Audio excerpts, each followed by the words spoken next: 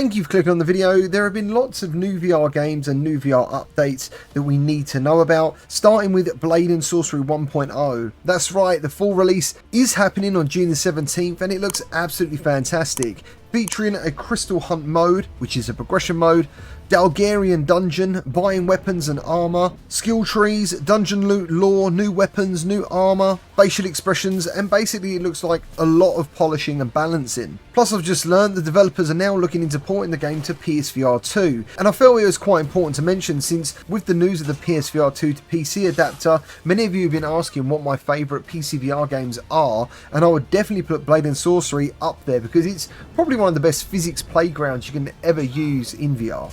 So yeah, looking forward to checking this out on June the 17th. Next up, XR Games released a brand new trailer of Hitman 3 to a mixed reception, mostly due to IOI not updating the PC version, and the contrast in this trailer between this super high quality real-time movie and then cutting into the quest footage looked pretty jarring for most people, but I actually believe it's still pretty early. What I think people missed is that this is being made from the ground up for VR and only focused on Hitman 3 from the series. It's going to be featuring dual wielding and a new cel-shaded art style, which we'll have to wait and see how it pans out. But I have high hopes as this is Quest 3 only and there's going to be tons of environmental interactions, which is something the PSVR did have, but damn, it was so janky to play in VR. I'm firmly keeping my eyes on this one and it can now be wishlisted on the Meta Store. Bonelab also got a huge update that's been 18 months in the making, including performance increases and massive game improvements. Reports are coming in, the game feels much better to play, but I've yet to try it myself, and most of the positive feedback is because the player rig has now been improved, making all physical interactions much more realistic. Now personally, I always loved how the game felt, but the weapons and some items felt very bouncy. Now I'm hoping this is something that is going to be corrected in this new update. Personally, top of my list I'm looking forward to is being able to connect my mod.io account to directly download mods that use the Marrow SDK and above. Now personally I haven't got a clue really what that means, but you can still manually install mods, so I'm going to be checking this out, seeing what I can do with it. But modding Bonelab is probably one of the funniest things you can do on Quest. Now if you're quick and use this code displayed on the screen, you can grab Max Mustard with 90% off. It is an absolutely crazy deal, and it was luckily found by someone playing the always entertaining Richie's Plank. Now please remember to leave an honest review on the Meta Store. It really helps developers improve their games and obviously lets other potential buyers know if the game is worthwhile.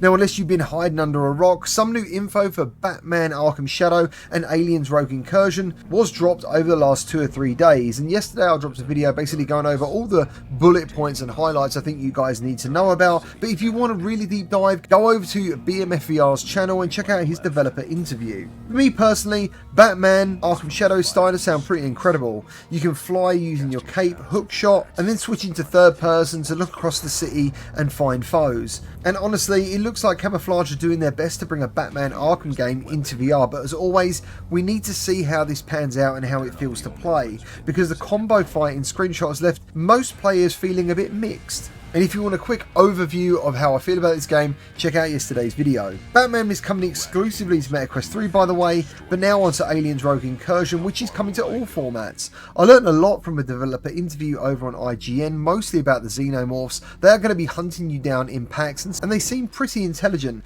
meaning every time you play it will be different, but I also learned the game is being made to play in short bursts. Now, I'm not sure how this will affect gameplay, but the alien rogue in the title may be leaning towards this being a roguelite, which is fine by me if the game has some longevity, random perks, or really random gameplay and interesting level design.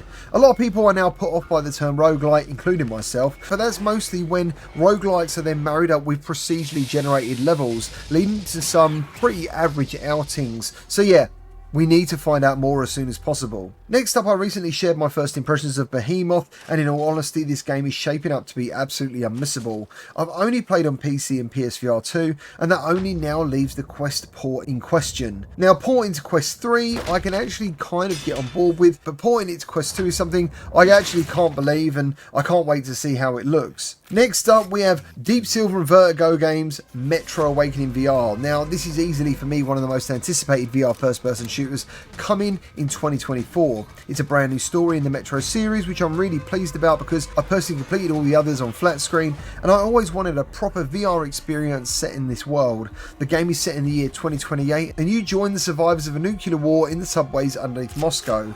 You must play a character called Saber, who has to brave the darkness of the Metro, avoid deadly radiation and the masses of mutant threats, in search for your wife and the medication to save her.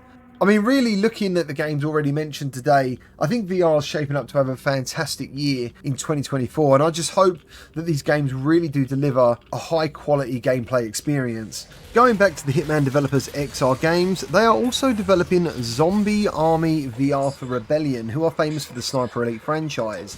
In case you missed the original announcement, it's coming to all platforms, and the game features player progression, authentic World War II weapons, 2-player co-op, which I was personally a little disappointed to hear because I always wanted to play this game as a 4-player, but we'll have to see how it pans out. And I'm hoping that cross-platform support is going to be something that's included at launch. Now, as a massive fan of Contractors Showdown, one of the developers, KC Monkey, recently shared a video of them adding vehicles to Contractors Showdown. Now, personally, I think this is going to be absolutely wild. It's a very big, I think it's a 16-kilometer square map. So actually, I do think vehicles can be used in the game. And to me, it looks like this game's just going from strength to strength. Let me know if you're still playing it down in the comments, and also let me know if you've got the Gamertag VR charm attached to your weapons. And finally, to close out today's video, those of us on Quest still waiting for a decent car racer might not have to wait much longer. Commuter Games is releasing Downtown Club on June the 14th, and after playing an early access version, I believe this game is going to be awesome.